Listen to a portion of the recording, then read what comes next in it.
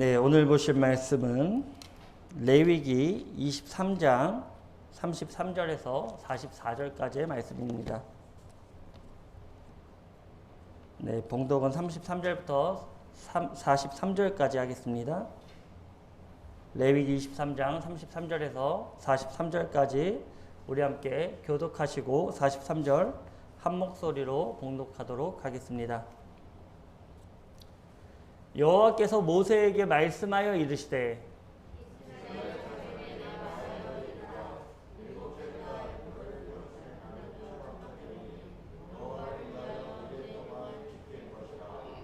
첫날에는 성회로 모일지니 너희는 아무 노동도 하지 말지며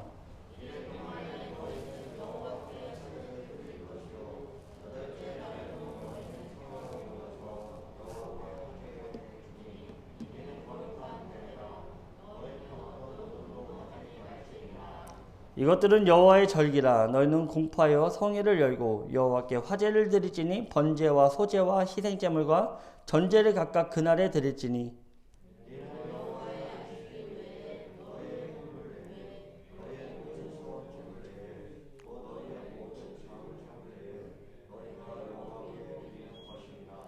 너희가 토지 소산 거두기를 마치거든 일곱째 달 15닷새 날부터 이래 동안 여호와의 절기를 지키되 첫날에도 안식하고 여덟째 날에도 안식할 것이요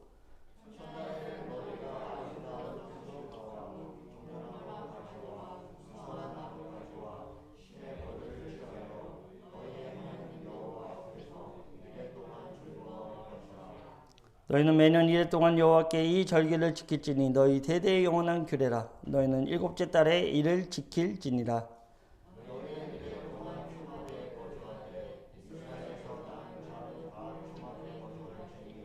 이는 내가 이스라엘 자손을 애굽 땅에서 인도하여 내던 때에 초막에 거주하게 한 줄을 너희로 대대로 알게 함이니라. 나는 너희의 하나님 여호와이니라. 아멘. 네, 오늘은 절기, 일곱 절기 중에 마지막 절기인 초막절에 대해서 함께 나누려고 합니다. 우리가 2022년의 가을 절기들 한번 PPT를 통해 한번 보겠습니다. 2022년은 로시아샤나, 새해 첫 날이라는 뜻을 가지고 있다고 말씀드렸습니다. 올해는 유대역으로 9월 25일부터 27일 로시아샤나로 나팔절로 지키게 되었고요. 그리고 10월 4일에서 5일이 용키프로 바로 대속제일로 지키게 되었고 그리고 10월 9일부터 16일 지났죠. 예, 수코라는 단어로 초막절을 그렇게 지키게 되었습니다. 우리 다시 한번 이 절기에 대해서 제가 이것을 계속해서 강조하는 이유가 반드시 알아야 되는 내용이고 또 기억하시길 원하는 내용으로 다시 한번 계속해서 강조하게 됩니다. 우리 다음 PPT 넘겨주시면요. 네, 봄절기, 여름절기는 이렇게 나누어진다고 말씀드렸습니다. 6월절은 뭐라고요? 어떤 걸 상징하죠? 네, 6월절 어린 양. 무교절은? 네, 7일이라는 숫자는 완전한 숫자입니다. 그래서 누룩이 듣지 않는 무교병을 먹고, 누룩은 죄를 상징한다고 말씀드렸습니다. 죄가 없는, 완벽한 죄가 없는 그 속죄의 개념, 그 무교절을 나타내고 있고, 초막절은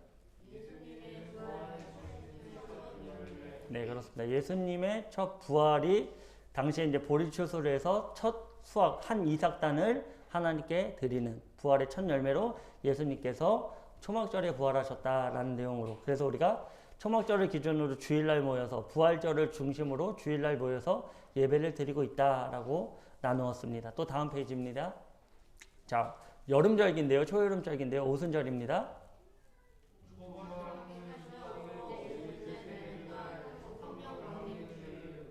네, 이때 첫 나팔 중에서도 첫 나팔이 붑니다. 첫 나팔이 어떤 의미라고요? 네, 추수가 시작되었다. 그래서 우리가 성령 강림 주일을 중심으로 이방인에까지 사마리아와 땅끝까지 그 복음이 전달되는 그 시작점, 오순절. 그러니까 초실절을 기준으로 50일째 되는 날 성령 강림 주일. 그래서 너희들이 몇 날이 못 돼요. 40일 동안 자신의 부활의 모습을 보이면서 하늘로 오르시면서 예수님께서 말씀하신 것이죠. 너희들이 몇 날이 못 되어 성령을 받을 것이다. 아마 유대인들은 알고 있었을 거예요. 예수님께서 완벽하게 6월절 어린 양으로 그리고 무교절의 완벽한 제사함 그리고 초실절의 부활을 통한 이 절기에 대해서 알았을 것이고 몇 날이 못 되어라는 의미에 대해서 아주 잘 알고 있었을 것입니다. 오순절에 성령의 역사가 부어지는 그래서 제자들과 함께 모인 사람들이 마가의 다락방에서 열심으로 기도하니 성령의 역사가 부어진 사건. 그러나 그것은 시작점입니다. 이제 성령의 역사가 시작되고 그러면서 첫 나팔이 부러진 거예요. 구속사와 심판사가 같이 시작된 것입니다. 첫 나팔을 불면서 이제 추수를 마음껏 시작해라. 오순절은 밀추수와 관련이 있습니다. 밀추수는요 주식이에요. 그래서 밀추수가 시작되었다. 이제는 추수를 마음껏 해라. 어떤 의미입니까? 죽어있는 영혼들에게 하나님 예수 그리스도의 복음을 모르는 사람들에게 복음을 전해라. 그들이 익었다. 예수님께서 그러죠. 눈을 들어 밭을 보라. 우리 내년 표어입니다. 구세군 내년 표어예요. 눈을 들어 밭을 봐라. 눈을 들어 보라 이겁니다. 바로 추수할 많은 추수의 곡식들이 남아있다는 거예요. 그 내용에 대해서 첫 나팔이 부러지게 됩니다. 다음입니다. 좀 작은데요. 나팔절입니다. 가을절, 이 나팔절 뭐죠? 너무 작나요? 네, 곧 추수가 끝난다. 마지막 나팔입니다. 서둘러라. 이제 곧 추수가 끝나고 문이 닫힌다라는 경고를 주고 있다는 것이죠. 7월입니다. 티시리얼 1일에 나팔절에 나팔이 부러집니다. 우리 그 나팔에 대해서 테키야 하면서 들으셨죠? 예, 그 나팔을 오늘날 유대인들이 부르고 있습니다. 그러면서 그 뜻이 뭐라고요? 바로 서둘러라. 이제 곧 추수가 끝나고 문이 닫힌다. 그래서 이 기간 동안에 유대인들은 회개하고 하나님께 자복합니다. 그리고 자기가 잘못한 일이 있거든 이웃들에게 자기가 마음 상해했거나 어떤 물질적인 피해를 줬다면 찾아가서 그것을 용서를 구하는 그리고 그것을 갚는 오늘날의 유대인들이 그것을 하고 있어요. 이 기간 동안에 사람들에게 잘못한 것, 하나님께 잘못한 것을 회개하는 기간으로 이 나팔절을 지내고 있다. 이 10일간의 기간. 그리고 10일이 지난 티시리얼 10일째 무엇이 있죠? 대속죄일인 우리의 이때 대속죄일은 우리의 모든 죄를 대제사장을 통해서 시온자의 그 피를 쏟아 우리의 모든 죄를 부지 중에 진 죄 또 알고 진 죄 그 모든 죄를 이때 대속하시는 예수 그리스도의 보혈의 피가 상징하는 것이고요. 그리고 이때 큰 나팔을 붑니다. 큰 나팔 뜻이 무엇입니까? 이제 추수가 끝났다. 첫 나팔에 이제 추수를 시작해라. 이제는 너희들 계속해서 추수를 시작해라 라고 얘기하고 있고요. 나팔절에 이제는 추수가 곧 끝나간다. 마지막 나팔로 불게 됩니다. 그리고 마지막에 큰 나팔로 예수 그리스도를 맞이하는 큰 나팔로서 이제는 문이 닫혔다. 추수가 끝났다. 더 이상 추수할 수가 없고 추수해서도 안 된다 라는 의미로 큰 나팔을 불게 됩니다. 그리고 나서 이어지는 것이 오늘 나눌 무엇이죠? 초막절. 초막절 무엇이죠? 영광을 돌리며 기뻐하라. 이젠 쉼이다. 쉰다라는 것이죠. 그렇습니다. 이 초막절은 이제 모든 추수가 끝나고 모든 곡식을 창고에 들였으니 우리가 흔히 수장절이라고도 해요. 수장절 말 그대로 무엇입니까? 곡식을 창고에 들였다. 이제는 더 이상 추수할 것이 없고 풍성한 가운데 즐기게 되는. 그래서 이 수장절로 초막절로 지키면서 이제는 추수할 것이 없으니까 무엇을 해야 됩니까? 이제 추수할 것이 없어요. 뭐 해야 되죠? 쉬어야 되죠. 안식으로 들어가는 것입니다. 바로 이것이 초막절에, 그래서 초막절은요 기뻐해라, 절기 중에서는 기뻐하라는 단어가 나오지 않습니다. 안식해라 또는 안식을 지키지 않는 자들 멸절하리라 뭐 이런 내용들이 있는데 기뻐하라 라는 뜻은 없어요. 그런데 이 초막절에는 2번씩이나 너희들 기뻐해라 라는 거예요. 왜 기뻐해야 됩니까? 우리는 거둬들인 알곡이요 하나님의 기쁨이 되는 존재, 그리고 하나님께서 허락하신 영원한 안식으로 들어가는 그날을 우리에게 허락해 주신다라는 예표로서 우리에게 주어진 것입니다. 그렇다면 지금 가을절기에 우리가 봄, 여름 절기는 이미 이루어진 사건이에요. 그렇죠? 예수님께서 오셔서 이미 이루어진 사건이고 가을 절기는 이루어졌을까요? 안 이루어졌을까요? 아직 이루어지지 않았습니다. 아직 이루어지지 않은 거예요.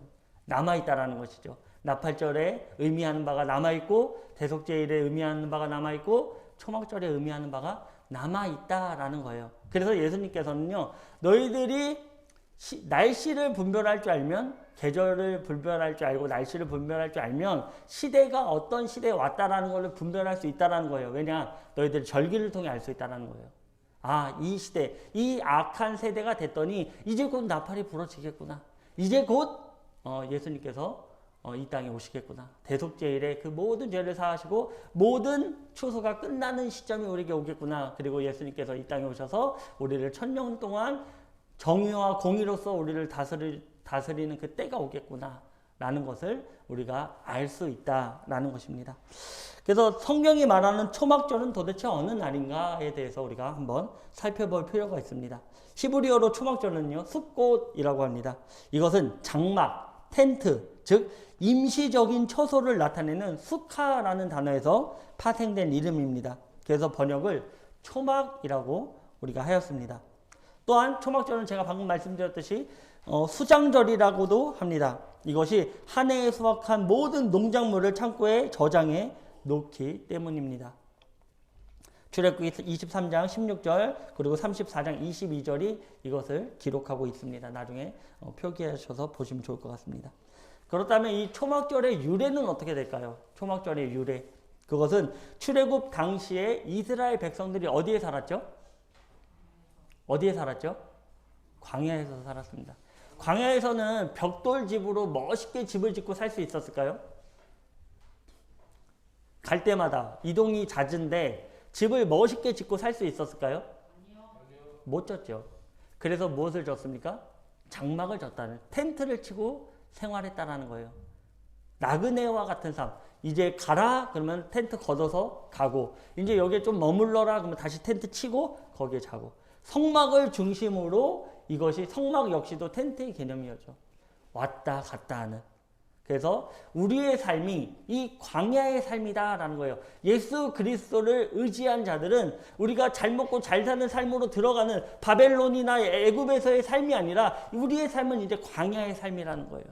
예수 그리스도를 믿으면 뭔가 잘 되고 뭔가 편벽한 집에서 벽돌로 멋지게 진 집에서 살 것 같은데 그렇지 않다라는 거예요. 예수님을 믿으면 우리의 삶은 광야의 삶이라는 거예요. 나그네와 같은 삶입니다. 나그네의 삶은 광야가 종착점이 아니죠. 나그네의 삶은 마지막 자신이 머물 안식의 처가 남아있다라는 것입니다. 그래서 우리는 지금 나그네의 삶을 살고 있다라는 것입니다. 그러나 하나님께서는 그 나그네 삶 가운데 우리에게 말씀하시는 것이 무엇입니까?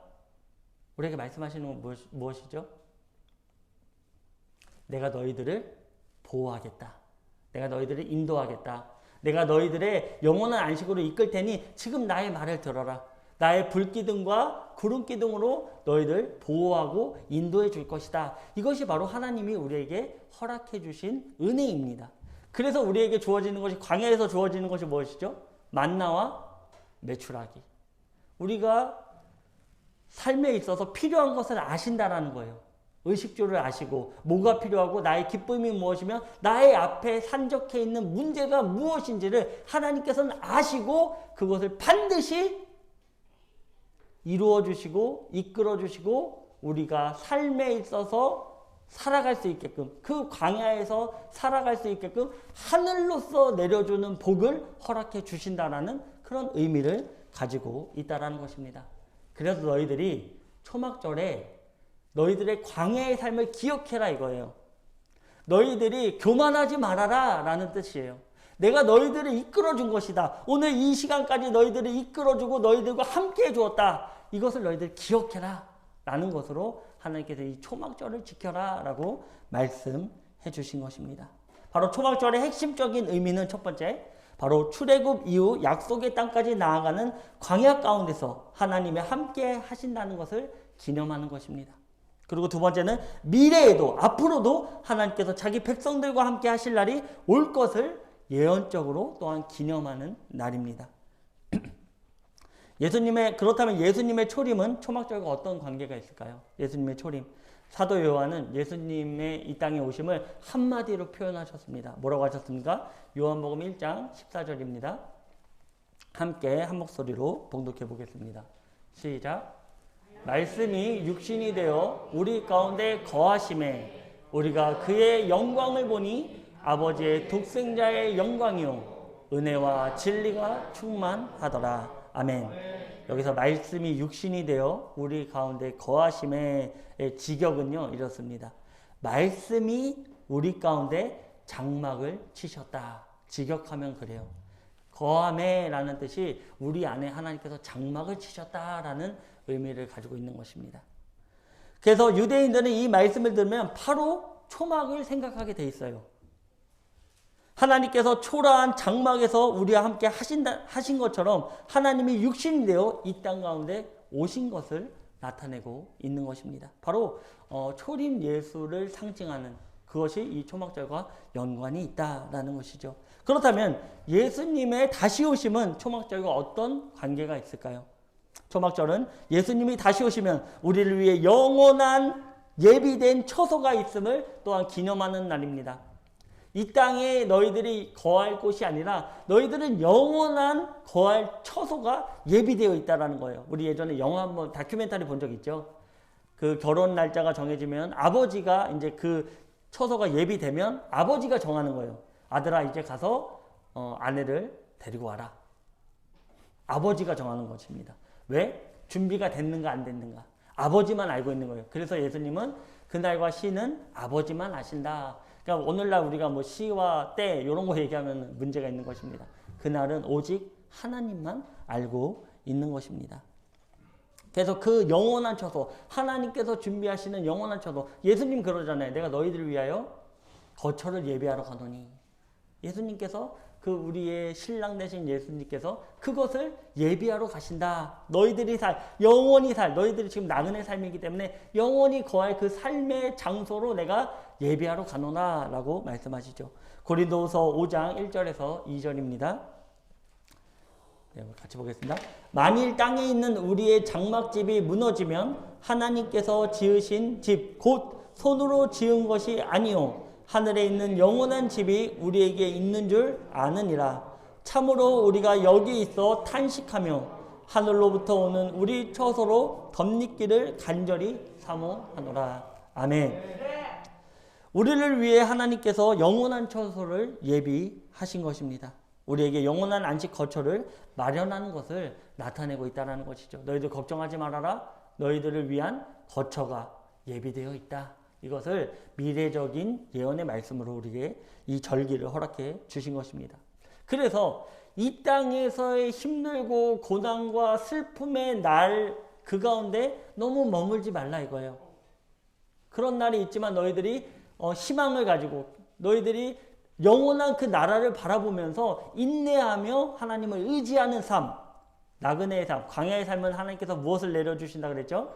만나와 메추라기, 불기둥과 구름기둥 항상 보호해 주신다는 거예요. 너희들의 삶에 있어서 어렵고 힘든 일이 있지만 걱정하지 말아라. 내가 너희들을 인도할 것이고 광야에서 인도할 것이고 너희들을 영원한 거처로 내가 이끌어 줄 것이다. 이것이 하나님이 초막절을 통해 우리에게 약속해 주시는 약속이라는 거예요. 반대로는요. 너희들이 이 땅에서 먹고 자고 사는 문제에 있어서 너무 집중하지 말라 이거예요. 이 땅에서 무엇을 먹을까 무엇을 입을까를 너무 집중하고 살지 말라는 거예요. 어떻게 하면 내 재산을 불릴까, 어떻게 하면 남들보다 더 잘 살게 될까, 이런 것들을 생각하고 살지 말라 이거예요. 내가 얼마나 많은 재산을 저축할까, 이런 거 생각하지 말라 이거예요. 그래서 내가 가진 것으로 만족하는 삶으로 하나님께 감사해라 라는 뜻을 가지고 있는 것입니다. 왜냐하면 이 세상에 집중해서 너희들이 모은다고 한들 곧 사라지고 말 것이다 라는 거예요. 허상에 불과하다. 그래서 우리는 그래요. 이 땅의 것들은 모형에 불과한 거예요. 모형에 불과한 거예요.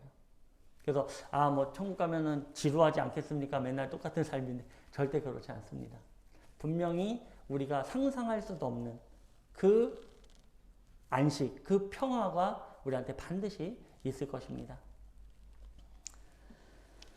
네, 그래서 왜 그런데 이 초막절은 우리 이방인들도 알고 있어야 되는가에 대해서, 왜 이 절기들을 우리가 알고 있어야 되는가에 대해서 나누자면, 초막절은 대속죄일 이후 바로 천년의 예수 그리스도 메시아가 다스리는 때를 상징적인 절기로 우리에게 표현하고 있기 때문입니다. 나팔절은요, 예수님께서 공중으로 다시 오심, 그리고 대속죄일은 이 땅으로 다시 오심을, 지상으로의 다시 오심을 나타내고 있고요. 그리고 초막절은 분명하게 예수 그리스도의 천년의 다스림을, 이 땅 가운데 왕으로 오셔서 정의와 공평으로서 체다카와 미시파트, 이것을 가지고 우리를 다스리는, 그러니까 오늘날에는 어떻게 이런 일들이 있습니까? 어떻게 이 권력자들, 위정자들이 어떻게 이런 일들을 할 수 있습니까? 라고 하는 그런 세상이 아니다라는 거예요. 그때는 정의와 공평으로 다스리는, 정의와 공평이라는 게 얼마나 중요합니까? 뭔가 내가 불이익을 당하는 그 자리가 아니라 정의와 공평으로서 하나님께서 우리를 다스려주는 그때가 있다라는 것입니다. 그래서 요한계시록 20장 4절은 이렇게 기록하고 있습니다. 또 내가 보좌들을 보니 거기에 앉은 자들이 있어 심판하는 권세를 받았더라. 또 내가 보니 예수를 증언함과 하나님의 말씀 때문에 묵배임을 당한 자들의 영혼들과 또 짐승과 그 우상에게 경배하지 아니하고 그들의 이마와 손에 그의 표를 받지 아니한 자들이 살아서 그리스도와 더불어 천년 동안 왕노릇하니. 아멘. 하나님의 완전한 나라가 오기 전 바로 리허설 및 준비, 적응 기간으로 이 천년의 삶을 허락해 주신다는 거예요. 우리가 그렇잖아요. 우리가 이 개념을 반드시 기억하고 있길 바랍니다. 이 개념 잘 안 알려주는 거예요. 이 개념 잘 반드시 알고 있어야 돼요. 우리가 적응 기간이라는 것이 반드시 필요해요. 우리 어저께 혹시 이태원의 그 가슴 아픈 뉴스를 접하고, 어저께는 그래도 그나마 희망의 뉴스를 하나 접하게 됐어요. 혹시 뭔지 아십니까? 네, 광산에서 2명이 거의 10일 만에 구조되는. 그래서 그 사람들한테 물어봤어요. 이 어떻게 버텼습니까? 그랬더니 무엇으로 버텼다고요? 커피 믹스. 커피 믹스를 자기네들이 30봉지인가 가져갔는데 그거 나눠서 마셨다는 거예요. 그게 당분이 있잖아요. 그러니까 커피 믹스 한 2개씩 갖고 다니면 좋을 것 같아요. 가방에 한 2개씩 넣고 다니면 좋을 것 같아요. 그거 당분을 섭취하면서 또 떨어지는 물로 또 한 가지 있습니다. 뭡니까? 멀리서 폭탄 소리가 나니까 우리를 구조하고 있구나. 우리를 구조하고 있구나. 희망을 갖고 있는 거예요. 우리 다음 사진 한번 보여주시겠어요? 자, 구조되신 분인데요. 지금 얼굴에 뭐 하고 있죠? 눈에 안대하고 있죠. 왜 하고 있을까요? 그렇죠. 빛을 받으면 10일 동안 어두운 곳에 있어요. 칠흑 같은 어두움 속에 있었어요. 그런데 바로 빛을 보면 어떻게 됩니까? 눈이 크게 손상되거나 심하게는 실명이 될 수 있어요. 그러니까 우리가 구조하는 영상들 보면요, 다들 아이들의 눈을 가리던지 눈을 가리고 와요. 이렇게 눈을 가려서 막 이렇게 포로 싸서 이렇게 구조하는 모습들을 볼 수 있습니다. 이게 바로 적응 기간이라는 거예요. 우리는 어둡기 때문에, 우리는 어두움이기 때문에, 우리가 그 어두움이 아무리 우리가 씻는다고 해서 그 어두움이 밝히 빛나겠습니까? 그래서 적응 기간이 필요한 거예요. 이렇게 안대를 끼고 있는 시간이 필요하다는 거예요. 그래서 하나님의 그 나라, 새하늘과 새 땅, 그 천국의 이끄심, 하나님이 영원히 예비한 안식처로 들어가기 직전에 예수 그리스도가 다스리는 천년의 시간 동안에 우리가 예비하는 시간, 준비하는 시간이 우리에게 있다라는 것입니다. 이 개념 반드시 기억하시기 바랍니다. 아멘. 아멘. 네. 그래서 바로 천년 기간이 이와 같이 적응 기간입니다. 또한 예수님이 이 땅에 왕으로 오셔서 정의와 공평으로 이 세상을 다스리는 것을 마음껏 누리는 시간입니다. 또한 천년왕국 때도 초막절에 온 열방이 예물을 들고 예루살렘으로 나오는 내용을 기록하고 있어요. 이 천년 동안에 다스리는 기간 동안에는, 그래서 우리가 히브리서에 이 말씀을 하지 않습니까? 물이 바다를 덮은 같이 여호와를 인정하는 것이 온 땅에 가득하리라. 그죠? 그것이 오늘날 그런 고백이 이루어지지 않았어요. 여호와를 인정하는 것이 온 땅에 가득합니까? 믿지 않은 사람들이 더 많죠. 근데 당시에는 이미 예수 그리스도를 두 눈으로 목격했기 때문에 그 고백이 이루어진다는 거예요. 만민이 예수님을 인정하는, 여호와를 인정하는 때가 너희들에게 올 것이다. 그것이 천년에 다스리는 기간일 것이고요. 또 이때 열방이 하나님께 나옵니다. 근데 이때 아주 스가랴서에서 이것을 자세히 기록하고 있는 게 있어요. 이때의 절개는 이방인들도 와서 초막절을 지키는 내용이 나옵니다. 스가랴서 14장 16절입니다. 예루살렘을 치러 갔던 이방 나라들 중에 남은 자가 해마다 올라와서 그 왕 만군의 여호와께 경배하며 초막절을 지킬 것이라. 아멘. 초막절은 열방을 구원하는 것을 기뻐하고 또한 기념하는 날입니다. 만약 이것을 지키지 않는 민족이 있으면 벌을 하시는데 그 내용이 기록되어 있죠. 스가랴서 14장 17절에서 18절입니다.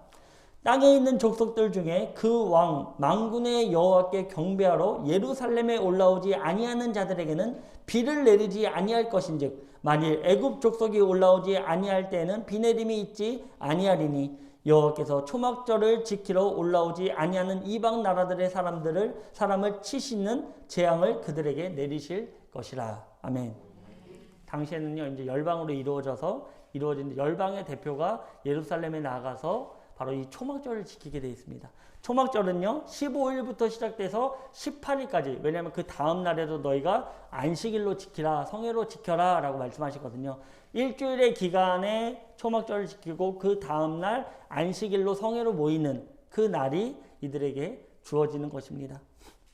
그래서 이 날은 너희들이 예루살렘의 그 각 나라의 대표들이 와서 그 예루살렘에서 초막절을 지키게 되는 내용을 이 스가랴서는 우리에게 예언의 말씀으로, 앞으로 이제 이런 일들이 몇백 년이 될지 몇십 년이 될지는 알지 못하지만 어떨 땐 이런 일들이 있을 것이다 라는 것을 나타내고 있고요. 초막절 때에는 특별히 70마리의 수송아지를 드리게 됩니다.